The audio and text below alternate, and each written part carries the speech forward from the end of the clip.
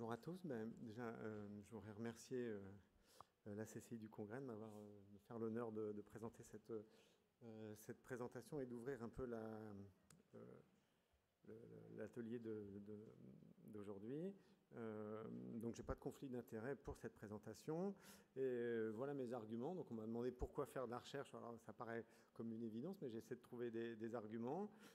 Pour des soins plus sûrs et plus efficaces, pour des soins centrés sur les besoins et les attentes des patients, pour repenser nos rôles et nos missions, pour rendre nos organisations plus efficientes, saines et sûres, et puis pour s'épanouir, parce que je pense que tous mes collègues qui vont parler après moi, vous verrez, sont très impliqués et très satisfaits de leur engagement. Donc voilà. Attendez, j'arrive pas à cliquer. Voilà, c'est ça. La recherche pour des soins plus sûrs. Déjà, je voudrais dire, j'ai oublié un truc assez fondamental. Ma première diapo, j'y pensais tout à l'heure.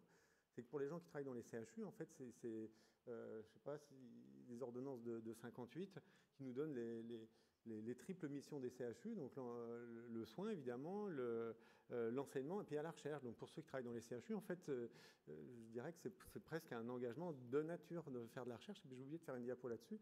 Et puis, donc, pour ceux qui ne travaillent pas dans les CHU, voilà, je vais essayer de vous convaincre dans le quart d'heure qui m'est donné. Alors, des soins plus sûrs, déjà pour fournir des données probantes pour qu'on puisse adapter nos stratégies de prise en charge des patients.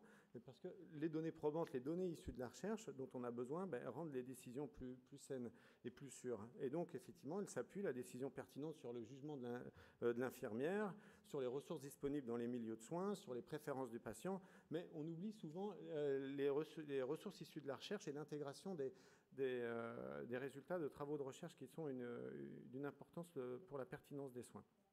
Ce concept-là de pertinence des soins a d'ailleurs été repris par le ministère de la Santé et on trouve des papiers assez anciens, mais je n'ai pas trouvé de référence plus récente que cet article-là du Lancet qui montre que, toutes disciplines confondues, à l'hôpital, 30 à 40% des soins qui sont délivrés aux patients ne sont pas corrélés avec des données issues de travaux de recherche. Et on pourrait se dire, bon, OK, on s'appuie vraiment sur notre expertise, mais ils vont plus loin en disant que quand même dans ce cas-là, 20 à 25% des soins qui sont délivrés aux patients sont inadaptés, voire dangereux, et on pourrait dire même inutiles. Et c'est sur ces concepts-là que s'appuient ces notions de pertinence des soins qui sont repris par le ministère de la Santé actuellement.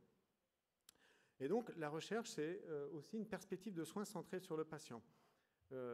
Déjà, Eliane Bodzer avait, en s'appuyant comme ça sur des travaux plutôt historiques et sociologiques sur la formation infirmière dans le monde, montré qu'aux États-Unis, il y avait, depuis l'universitarisation dans les années 20, une élite qui s'est créée. Donc, je vous ai fait un petit focus là, une élite infirmière qui s'est créée et qui travaille beaucoup sur des concepts et qui va produire des théories de soins et tout ça. Mais ce qui persiste dans la réalité, et particulièrement en France, c'est des infirmiers qui travaillent et qui ont quand même une prise en charge très centrée sur la maladie. Donc, vous voyez, une élite qui produit des concepts et puis des infirmiers qui, au quotidien, œuvrent en fonction des soins pratiques qu'ils ont à délivrer aux patients. Et ces oppositions, elles existent encore. Et nous, je dis, moi, faire de la recherche, et notamment faire de la recherche en soins, faire de la recherche clinique, c'est tendre à réduire un peu cet écart-là entre recherche, qui est souvent très conceptuelle, et puis pratique du soin.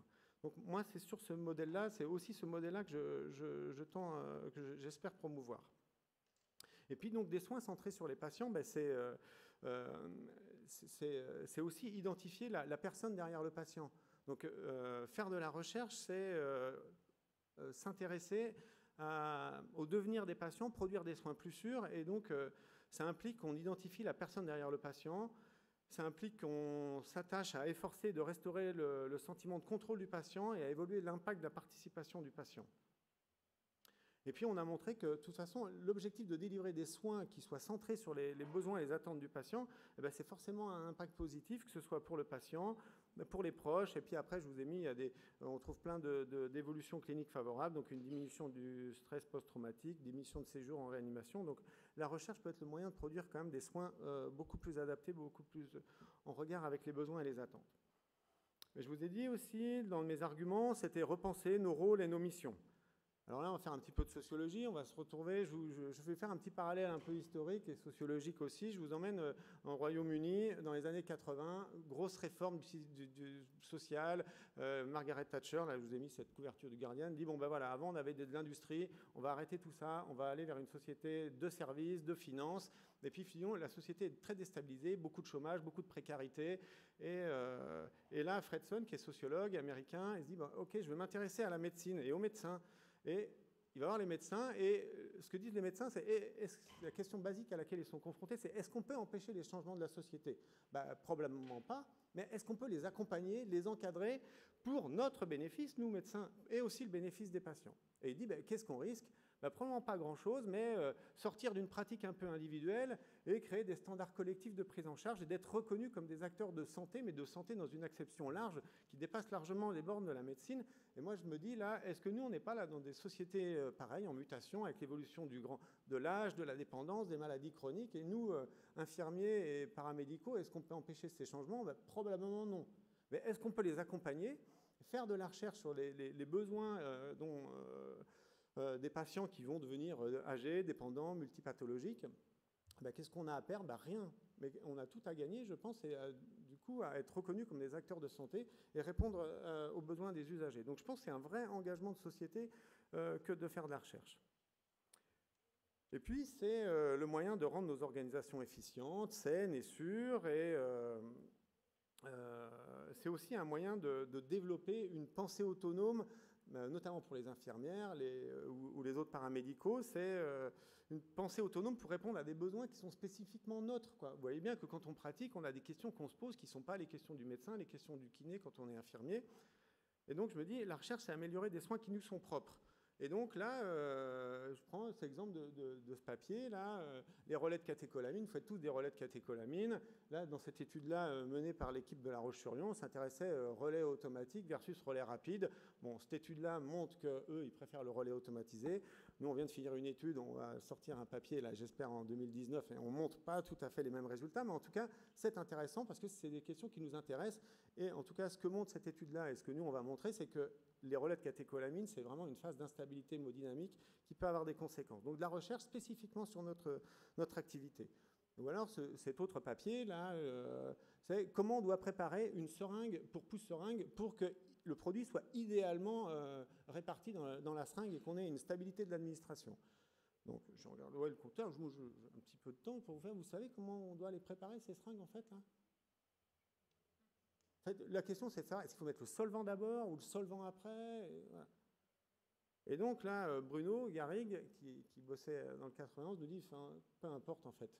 En fait, il faut laisser une grosse bulle d'air et agiter 5 fois la seringue. Et là, on obtient une répartition homogène du produit. Voilà, et ça, c'est des questions relativement importantes. Des fois, on se rend compte que le patient est un peu instable. Et voilà, des fois, ça peut lier à la façon dont les drogues sont homogénéisées. Et puis après, c'est repenser nos organisations, les organisations qui nous impliquent. Dans ce papier-là, j'avais prévu une ou deux diapos, mais je vais faire... Voilà. Mais en tout cas, là, vous voyez, on fait face à une vraie problématique. Sabine va en parler tout à l'heure. Turnover, absentéisme, souffrance au travail. C'est des organisations, c'est nous qui sommes les sujets de ça. Et qu'est-ce qu'on attend de la médecine du travail? Bon, une équipe paramédicale, marseillaise, s'est appropriée ce sujet-là, a fourni un travail de grande qualité, et j'en suis encore tout retourné. Et puis, c'est aussi favoriser le travail collaboratif. Là, je parlais d'un projet, moi, que je suis en train de mener. C'est une étude sur la mobilisation précoce en réanimation. Et dans le bras expérimental, donc il y avait un bras contrôle qui est faites comme vous voulez. Et dans le bras expérimental, en fonction de l'appréciation de 3 professionnels qui sont le médecin, le kiné et l'infirmier, on adopte la stratégie. Ça veut dire que dans le groupe expérimental, j'impose un colloque pluriprofessionnel, très court, hein, certes, mais pour qu'on adapte, est-ce que le médecin met des contre-indications à la mobilisation précoce? Que pense le kiné du tonus en faisant un testing musculaire? Et l'infirmier en fonction de la sédation et des besoins du patient? Et là, on adapte la stratégie dans le bras expérimental, et puis chacun va adapter le plan de soins pour la journée. Donc faire de la recherche, c'est aussi avoir en équipe un centrage sur le patient. Et puis, je vais vous donner une petite anecdote personnelle.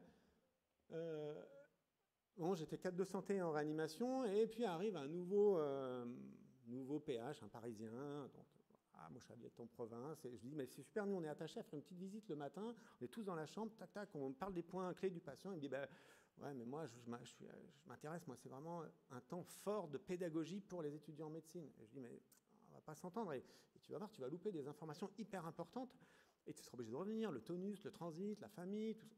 Bon. Et puis évidemment il prend ses marques, et au bout de quelques semaines, enfin quelques jours, il revient, il dit oui ok, bossez-moi les points clés qu'on doit aborder. Et donc, on avait bossé avec l'équipe les points clés qu'on devait aborder. Donc, très succinct, mais très efficace. Et puis, là, on était fin 2010. En 2011, sort un super papier dans la JRCCM, impact d'une visite pluriprofessionnelle avec des points clés à aborder le matin, et il montrait tout ça, que ça améliorait. Donc, ça diminuait les durées de sédation, les durées de cathéter, les durées de séjour, tout ça. Vous voyez que donc, ces points clés qu'on avait retrouvés, faire de la recherche, c'est aussi améliorer nos organisations, comme j'ai dit tout à l'heure. Voilà. Un deuxième exemple, je ne vais pas m'étaler, j'avais prévu, mais en tout cas, c'est juste pour vous montrer que, vous voyez, deuxième exemple d'infirmières engagées, là, sur le papier, que des infirmières, donc je ne vais pas y revenir, voilà. Et puis, dernier point, c'est que la recherche, pour moi, c'est éventuellement un épanouissement professionnel. Et devenir chercheur, c'est rencontrer... Moi, la première fois que je me suis dit, tiens, je vais faire de la recherche, donc évidemment, on est un peu aidé par l'équipe médicale, enfin un peu, ou largement aidé par l'équipe médicale, en tout cas, des fois dans les intentions et des fois... pratiquement. Et puis, le premier projet que j'avais écrit, hop, c'était le début du PHRI. Puis là, j'ai l'impression que j'avais poussé une porte qui n'était pas la mienne, et je rentrais dans un univers et je découvrais d'autres chercheurs. En fait, avant, pour moi, c'était invisible. Je ne savais pas qui étaient les gens qui faisaient de la recherche en réanimation. Et puis, j'en ai découvert. Et puis maintenant, on en connaît plein, quoi. Donc, et puis, pour vous montrer que faire de la recherche, c'est ouvrir des champs d'investissement. Et puis, en tout cas, c'est plus possible de dire en France depuis un moment que c'est impossible, il n'y a pas de moyens. Non, parce que des moyens, il y en a, on a vu tout à l'heure, de l'engagement, il y en a beaucoup. Et juste faire un focus sur le PHRIP, le programme hospitalier de recherche infirmière et paramédicale, pour vous montrer que, vous voyez, depuis 2010, il y a de l'argent, et il y a de l'argent et une évolution du nombre de projets. L'année dernière a été une année faste, avec un nombre de projets conséquent, et puis avec un financement conséquent. Donc, il y a de l'argent, et il y a une attention... vraiment remarquable qui est donné à la pertinence des projets. Le petit bémol, peut-être, c'est que vous n'arriveriez plus à être financé au PHRIP cette année. Avec votre projet comme il est là, vous seriez obligé peut-être de faire un prêt parce qu'on est centré sur l'organisation et que les retombées sur le patient ne sont pas si lisibles que ça. Ça, c'est le petit bémol. On peut essayer de convaincre le ministère que ça change, mais bon, pour l'instant, c'est comme ça. Et on se dit, mais ok, on a de l'argent, mais est-ce qu'on est efficace quand on a de l'argent? Vous voyez, j'ai suivi les PHRIP, là, donc j'ai contacté tous les centres. Il m'en manque 2 ou 3 qui ne m'ont pas répondu, mais quand même, j'ai 143 porteurs de projets que j'ai contactés, puis j'aurais demandé où ils en étaient. Mais on voit bien que nos projets paramédicaux, infirmiers et paramédicaux, ils suivent le même chemin. Donc en vert, là sur la gauche, vous voyez, là, c'est les projets de 2010-2011, ils en sont tous à articles soumis ou articles publiés. Enfin, tous. Non, mais ouais, il y a une évolution progressive.